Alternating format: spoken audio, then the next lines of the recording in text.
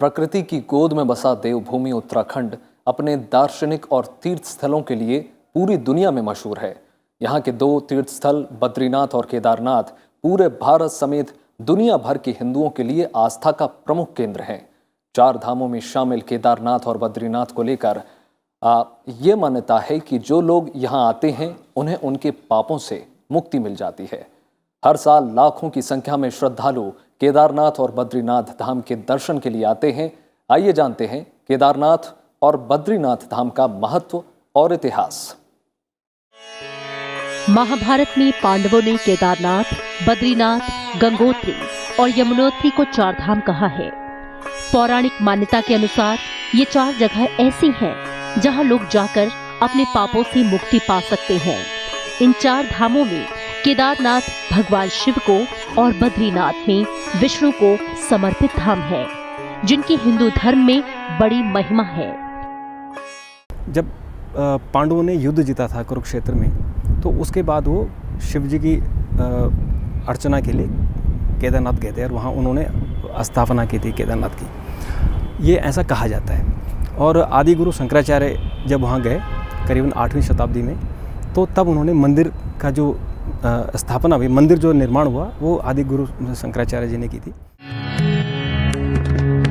उत्तराखंड में हिमालय की गोद में बसा केदारनाथ मंदिर 12 ज्योतिर्लिंग में से एक होने के साथ ही पंच केदार में से एक है। केदारनाथ मंदिर उत्तराखंड के रुद्रप्रयाग जिले में हिमालय की केदार नामक चोटी पर स्थित है। ये उत्तराखंड का सबसे विशाल शिव मंदिर है, जो कटवा पत्थरों के विशाल शिलाखंडों को जोड़कर बनाया गया है। ये शिलाखंड भूरे रंग के हैं। केदारनाथ धाम और मंदिर तीन तरफ से पहाड़ों से घिरा है। एक तरफ करीब 22,000 फुट ऊंचा केदारनाथ है, तो दूसरी तरफ 21,600 फुट ऊंचा खर्चकुंड और तीसरी तरफ 22,700 फुट ऊंचा भरतकुंड है। केदारनाथ न सिर्फ 3 पहाड़ बल्कि 5 नदियों का संगम भी है। इन नदियों में मंदाकिनी, मधुगंगा, क्षीरगंगा, सरस्वती और स्वर्ण गौरी शामिल है। हालांकि इनमें से कई नदियों का अस्तित्व अब नहीं रहा, लेकिन अलकनंदा की सहायक मंदाकिनी आज भी मौजूद है। केदारनाथ मंदिर में भगवान शंकर बैल की पीठ की आकृति पिंड के रूप में पूजे जाते हैं। ऐसा माना जाता है कि जब भगवान शंकर बैल के रूप में अंतर्ध्यान हुए, तो उनकी भुजाएं तुंगनाथ में, मुख रुद्रनाथ में, नाभि मदेश्वर में और जटा कल्पेश्वर में प्रकट हुए। इसलिए इन 4 स्थानों समेत केदारनाथ को पंच केदार कहा जाता है। केदारनाथ मंदिर के किनारे है केदारेश्वर धाम। यहाँ सर्दियों में भारी बर्फ और बारिश में काफी पानी रहता है।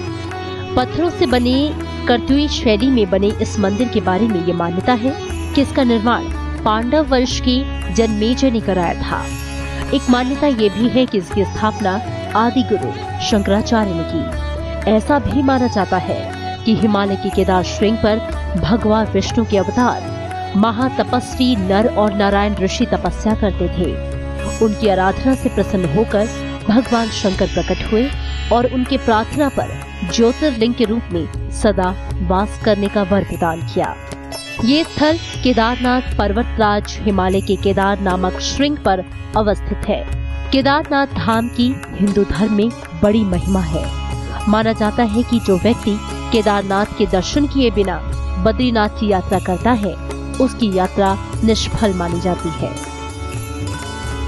इसी तरह उत्तराखंड के चमोली जिले में अलकनंदा नदी के किनारे नर और नारायण नामक 2 पर्वत श्रेणियों के बीच स्थित है बद्रीनाथ मंदिर। ये पंच बद्री में से एक बद्री है।